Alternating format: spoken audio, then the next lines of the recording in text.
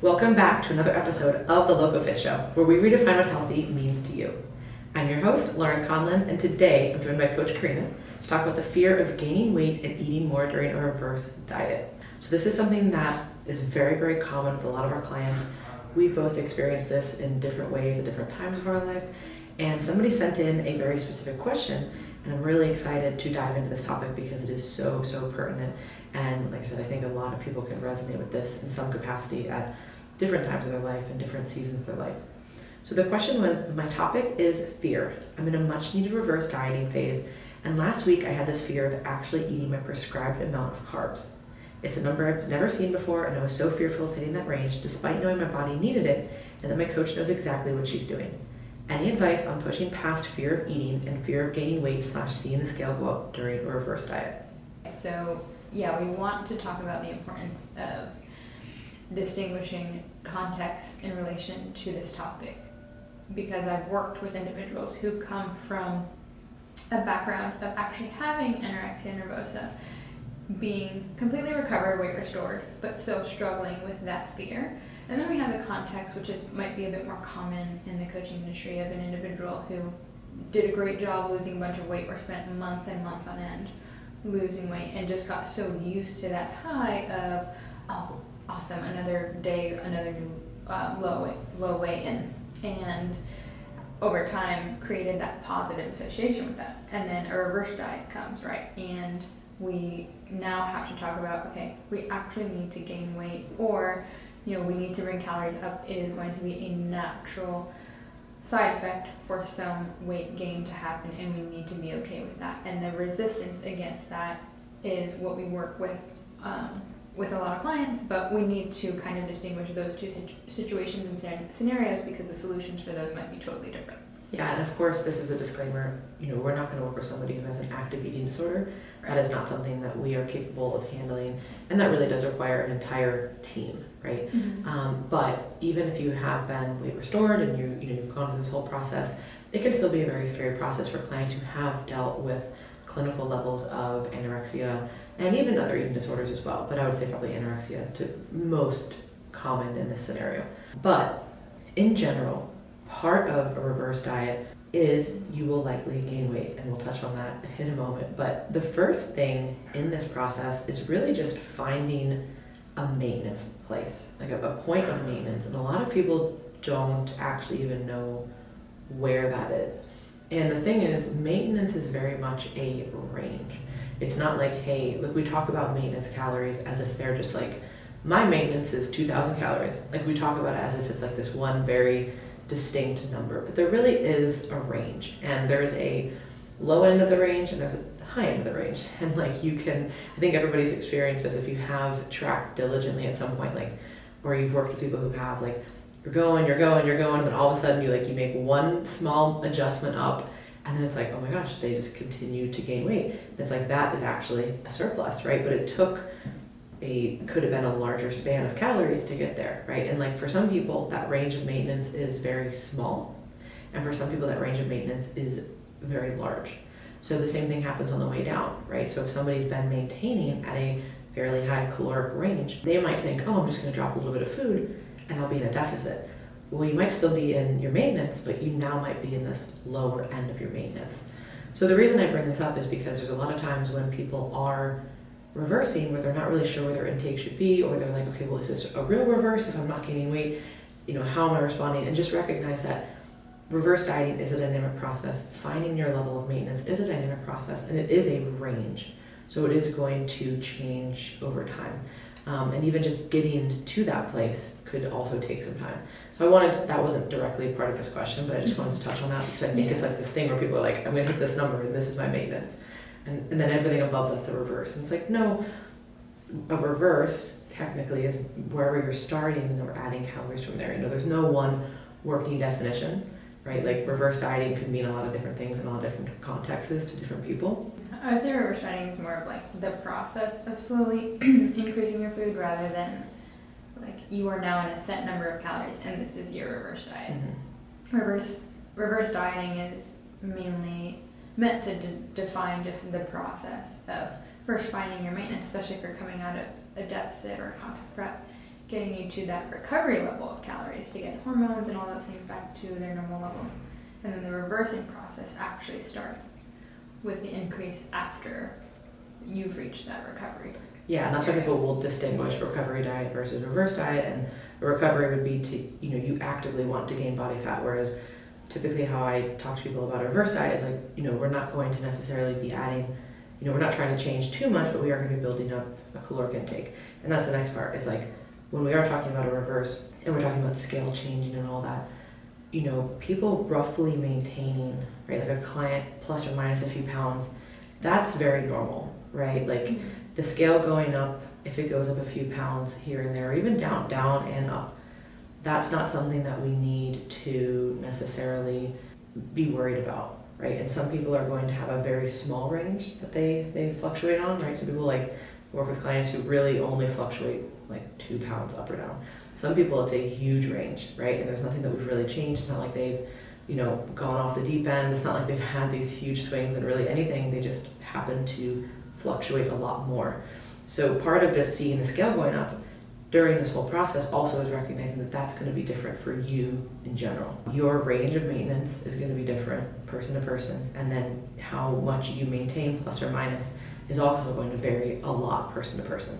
So recognize that during this process, if the scale is changing, that some of this could just be normal, right? Like this is like not, oh my gosh, I up 2 pounds today, my reverse is ruined. I'm in a huge surplus. It's like, no, you might be down 2 pounds tomorrow. Yeah, that's trivial relative to like your total body weight, right? Like what percentage is 2 pounds to like 120?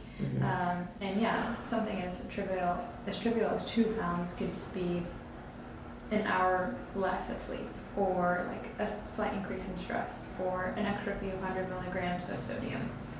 I've been able to somewhat pinpoint a correlation through pure just like experience with individuals who tend to have much larger ranges of fluctuations. So clients who have had like massive weight loss histories, so like I'm talking 50 pounds or more, those people tend to have fluctuation ranges of, and I'm talking like regularly or almost regularly, like 5 pounds, 7 pounds. So a lot of the people who have gone through like huge weight loss transformations tend to have a lot larger jumps in fluctuations, where individuals who kind of have stayed around their quote unquote set point their entire adult life, or most of their adult life, tend to have smaller jumps. And this is not something that I've like tried to look up in the literature or anything. This is just something that I've kind of noticed, and my theory is possibly from just the additional adipose tissue still, or like the extra skin and the extra cells in the skin having a greater capacity to hold on to more water and more salt. So I think that could be a possible like working theory, but that's just something that I've noticed over the last 7 years of coaching. Yeah, I would say I've noticed something similar as well. And then of course, just if you're a larger body with a higher body weight, you're obviously going to fluctuate a lot more, right? Yeah. So when you work with male clients who are taller and heavier, they're going to have a significantly larger range. People who have more muscle, they hold on to more water to store in that muscle. Like there's a lot of different reasons why somebody might fluctuate. But I just wanted to lay out those two things before we really dive into this question, because I think that those are two important things that don't really get touched on a lot when we're talking about a reverse diet and like the scale changing. Is that like first you are going to have to actually find maintenance and recognize that it is this range and there is this low end and this high end. And then also, just recognizing in general, roughly maintaining your weight, which is kind of the goal for reverse dieting, right? Like you want to build up your caloric intake while not adding a bunch of adipose tissue, right? The idea is you're going to be plus or minus a few pounds, whatever is normal for you.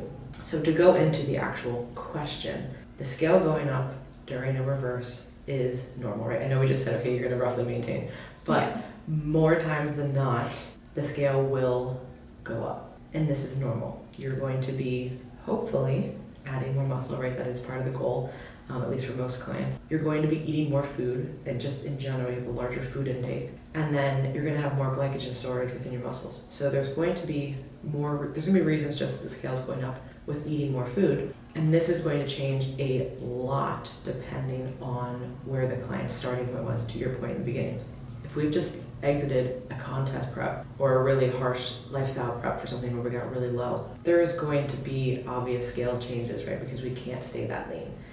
If somebody is coming to us and says, hey, I've just kind of been inconsistent with my food intake, trying to, figure out what that maintenance range is first, maybe reverse up a little bit and then we'll diet, they're probably not going to change as much, right? So you have to really take into consideration, where are you as an individual at this point in your life with what season you've just come out of. Like, was this a large cut? Was this recovery from an eating disorder, et cetera? Like, there's going to be different caveats as to why the scale might be going up. Yeah. I think the reason as to why a lot of individuals encounter fear or struggle with the weight gain in a new phase of a diet in which the intention is to increase calories, and with that, by proxy, we have an increase in body weight, is because over time, like say for example, a contest prep client or like a mini cut, you've created this pattern in your brain, a neural pathway over time, celebrating every time you saw the number on the scale go down. So you essentially create a pattern of, okay, like I'm chasing a lower number, and every time that happens, I feel a sense of accomplishment, and this is great.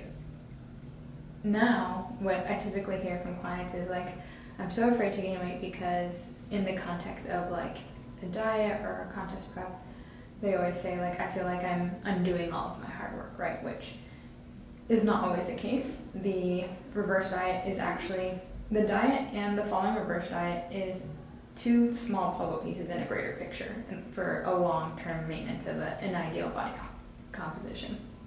So the reason why like most people encounter fear is because they've created this pattern in their brain of happiness, celebration, motivation, and drive with every time they saw the number on the scale get lower.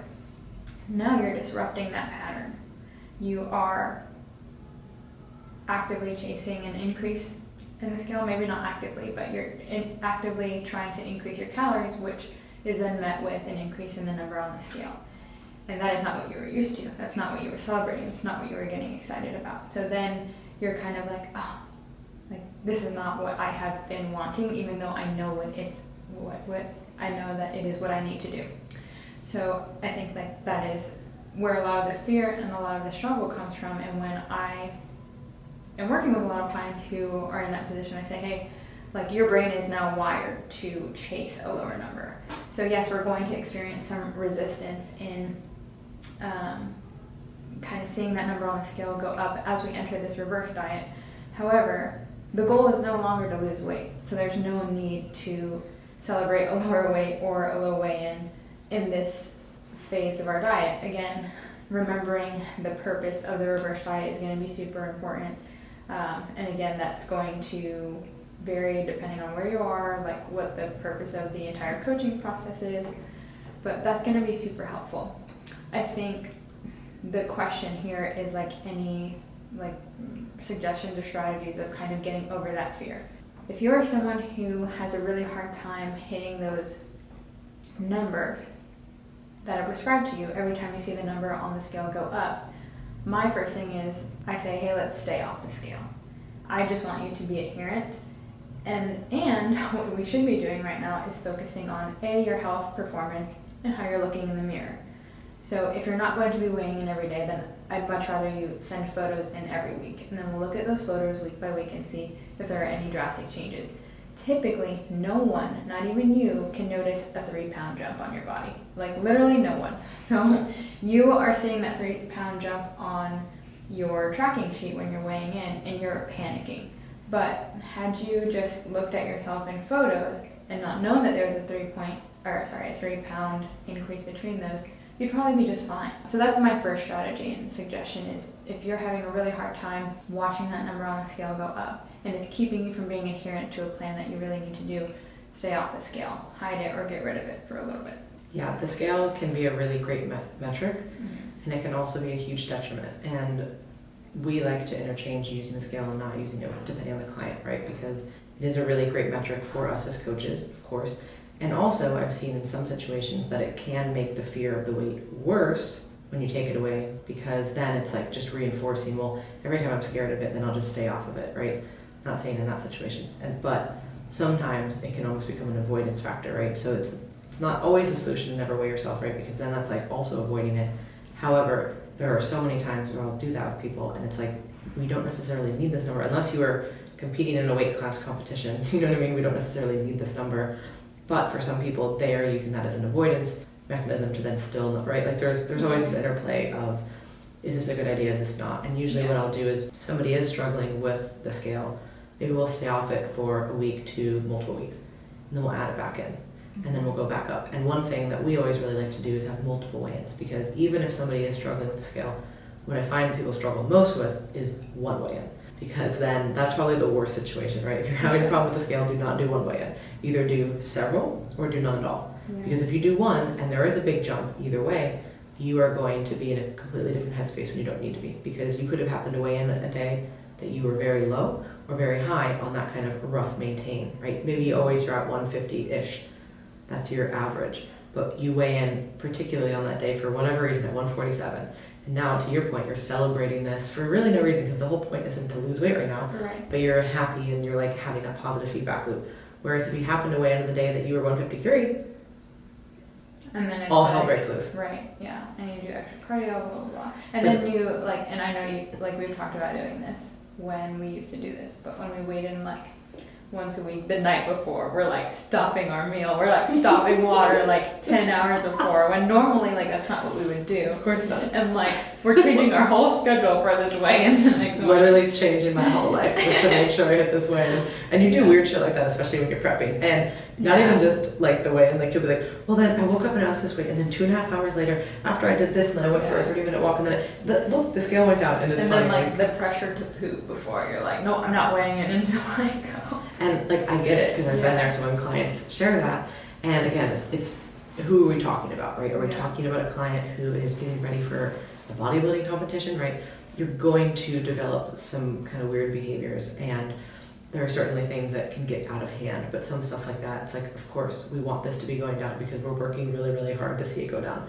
That's very different than a client who's struggled in and out of, you know, an eating disorder clinic and now can't see a 1 pound change, right? That's a very different conversation. So, you know, we're kind of making light of this because we were doing those in those kinds of situations. Right. Yeah. Not necessarily in a clinical setting or where something was so detrimental to us.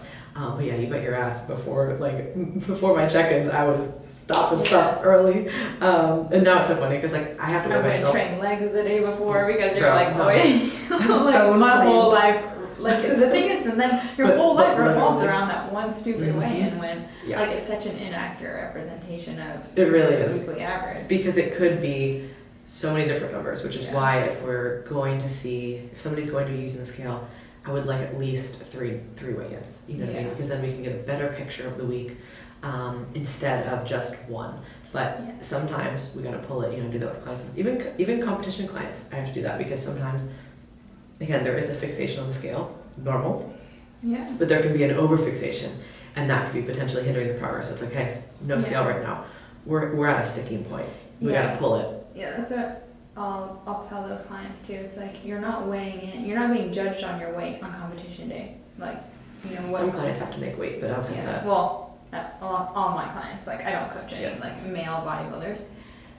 Most of my girls are bikini figure wellness, and so I'll say, hey, you know, I know the number is driving you absolutely nuts right now. We're at a sticking point, but like let's look at your photos, and they'll really get caught up over that. And I just have to remind them, like on stage, like how much you weigh is not going to be taken into account when they're judging you. So, and sometimes photos can be hard for certain clients too, right? So that's what part of the coaching process is. Some people are better with numbers and worse with something like photos, because then they just pick themselves apart. Whereas with the numbers, it's very like quantitative and direct and analytical, and they're like, no, okay, I understand this. Other people don't do very well with the numbers, and they do much better with photos, right? So it's like, that's why we try to get a whole picture of qualitative and quantitative information, and then depending on where the client's headspace is at, we will use whatever metric is necessary to make those changes for them. But you hit on a great point about why are you in a reverse phase. And that has to be why you go, like, what is your why, right? And you have to go back to that every time, because chances are you're in a reverse phase for a reason. And even in this question, this person was she knew, you know what I mean, or he or she knew why they were in this phase, but it's still very scary. Yeah, because if you're where you want to be, you would just be maintaining. Mm-hmm. But, you know, the reverse phase has a purpose. So it has a purpose, and it is a challenging process, and it is very, very hard. But an important reframe here is to think about, okay, what is the alternative, right? And once you've gotten to a place where you've accepted, all right, maybe I need this for my health, for my hormones, for my mental space, for whatever it is, right? Or all three of those things. Or to be more competitive. Yeah, like there could be a number of reasons why you need to be in a reverse phase. What is the alternative of not being in that, right? You're going to go back to the situation that you were in previously, which was not conducive to these goals. And I'm not saying that makes it easier. Like, oh, I had a simple reframe and all of a sudden, oh, my fear has vanished. Mm-hmm. But That is what you can come back to every single time. And the more that you do that and you stop yourself, then you're able to readjust and say, okay, no, I can take a step back. Because what happens is we have fear, but the fear gets out of control and unbridled. Like, having the fear is partly normal, right? Like, I don't ever think that those kinds of things go away. But what happens is we let those things spiral. And like, we make them out to be much worse in our head than they really are. So if we actually say, okay, we have a cue, every time I'm doing this, I start engaging in this behavior, I start spiraling here, no, I'm going to stop, I'm going to take a step back. What is the alternative? Do I want to go back to what I was doing? If that answer is no, which it is, because you've decided that you don't want to go back there, well, then your actions need to line up. And again, not saying that this is an easy process, and this goes for any process. This is not just reverse dieting, this is like any kind of like personal growth, communication, relationships, your physique, whatever it is. Like, what is the alternative? If you go back to where you were before, you're going to get those same results. If you want to be a different person, if you want to have a different physique, if you want to perform differently, if you want to have whatever it is, you can't go back to the old you and the old patterns and behaviors, because those aren't suiting those goals or that current goal that you're working towards. So I find that's really helpful, and it like breaks that like pattern of the overwhelming thoughts, because that's something that I deal with all the time, not in this sense anymore personally, but in other senses of things that I'm trying to change, right? Like that fear and that anxiety, it just builds and builds and builds, and then there's just like this like storm of chaos inside of you. And then if you're like, wait, let me just sit down and like take a step back and actually like write down, what am I so worried about? And then you realize it was like 2 fucking things that you could like easily change, and you're like, wait, okay, like that was really nothing. What was I freaking out about? And sometimes like we make it out to be so much worse, especially when there's like fear involved and that like anxiety, and then our brain just kind of starts reeling. Yeah. So your tips were really, really great though, as far as like, okay, taking a step back, figuring out why you're in this process. And then as a coach, adjusting the modalities. Okay, hey, maybe we pull the scale. Hey, maybe we pull pictures. Hey, maybe we add this. Maybe we take that away. There's a whole bunch of different things we can do. And there's not one process here, but really everything comes back to, this is your new goal. This is your new why. And you need to remind yourself of this every time that you're in this challenging process. Yeah, I think another thing that could be helpful is usually after contest preps, for myself, I always try to pick a new goal to focus on that isn't weight related, that isn't body composition related, to kind of, again, replace the need for that old pattern with a new one. And this is even true even if you're not competing. This could be just if you only had a pure physique goal, like you only had a fat loss goal, or you had a date you're getting ready for. Yeah, and I think finding something new to get into, to distract you with. For me, I think after my first few competitions, it was getting into powerlifting. Really was just focusing on how strong can I get. A lot of other people will get into like a new sports or CrossFit or drawing or like learning a dance. It can be totally non-fitness related. Yeah, and then just distracting yourself and putting that energy into something else is also super helpful. So just finding a new hobby or a new goal to kind of pour your energy into, because I think you and I have said this multiple times, the individuals who don't really have anything outside of bodybuilding or outside of losing weight and getting as thin as possible, they don't do well in the off season. They don't do well in the reverse diets, and they don't do well on stage long term, because like all they want to do is diet, and so they never give themselves the time to put on the muscle they need to actually be competitive. And so they're just like, you know, going in circles in the like lower levels without being able to compete at the higher levels because they don't have anything else going on. Yeah, when your life revolves around fitness solely, you're really going to struggle to see anything outside of that. Yeah. And that's not to say that, like, obviously we're people who like do work in the fitness. Yeah, we literally work in this industry. We are physically active basically every single day. We degrees in the industry. Yeah, like we're in it. You know what I Yeah. mean? But we have all these other things outside of it that we've poured ourselves into, or we're actively trying to learn and seek out and just try new things and have different experiences. And the reason we do that is because, well, obviously we enjoy other things as well, and we'll be like well-rounded people. Yeah. But it actually makes those goals better. My fitness and my physique are better now that I don't exclusively focus on them. Yeah. Like, it's literally hilarious. It's like, Yeah. wait, like, I'm barely, I honestly think it's barely focused on this. Yeah, I honestly think it's your perception as well. Mhm, Though. 100%. But like, in my opinion, and like, I know you're gonna be like, no, but you've always had a fantastic physique, and like everyone else Do is I gonna sound? say, Do I sound like that? yes, and everyone else is gonna agree with me. I just know you I love because I've how known you you so. looked at the camera, like tried to get like validation. Everybody else. Come on, guys, like you agree with me. But I think To our like, audience. yeah, like your perception too has improved a lot towards yourself, and like towards everyone who kind of takes a step back and looks at the big picture, you know, and is not so hyper focused on every single thing in their body. Oh, yeah. But yeah, so to kind of round that out and summarize it, just also when you're going through a reverse diet or you need to gain weight and you're really struggling with it, find another hobby to pour yourself into to kind of distract you. And something that you can turn to, especially in the moments of your high stress and anxiety. Again, whether it's drawing, reading, knitting, new skill, jiu-jitsu, taking a dance class, like those are all things I recommend. I'm like, don't be touching me doing that. Maybe I need to take a dance class, to be honest. They're so fun. Okay, I probably do because my dance skills are so subpar. I really want to learn how to do like tango, like Spanish tango. Oh my god, okay. Yeah. We should do that. Okay.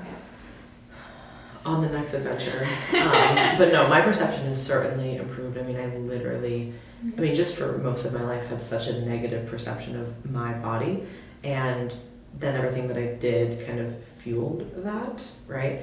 And then it wasn't until I started to recognize, and it still took a long time, like I started to recognize it, and then I'd be like, oh my gosh, like I would have to stop myself, and I that's why I even said that, like I would literally have to stop myself in the middle of saying things and be like, wow, I'm sorry, and I'm like recollecting conversations I'd have with people, and I'd be like, okay, I am so sorry, I did not mean to just be like going on about that, like, and I have to stop myself because it was always such a natural thing for me to be like so self-deprecating about myself and like have such like a deep like hatred towards my body in basically every way. But it wasn't until I started to like actually stop those thoughts and like stop those behaviors, sometimes physically out loud, like stop saying this, like, or, you know, apologizing to somebody about that. And then that started to allow me to rewire those thoughts, and then able to pour myself into other things. And then it just kind of all evolved from there. So it is a process. I'm not going to say it's going to be quick and easy. And, you know, for the person who sent in this question, I really, really appreciate it, because I know that this is something that a lot of people are going to get a lot of benefit from. And it's something that unfortunately a lot of clients and a lot of people that are listening to the show have dealt with or will deal with at some point. So I really appreciate you sending this in, and we do love the questions. So if you guys do want to send in questions, we have that link below in the show notes. If you enjoyed the show, please share it. That is the best way to support us. For more information on one-on-one coaching, you can visit our website, teamlocofit.com, and make sure to join our email list for great information and be the first to hear about the app we'll be releasing in a few months. Thank you guys so much for listening, and we will talk to you next week.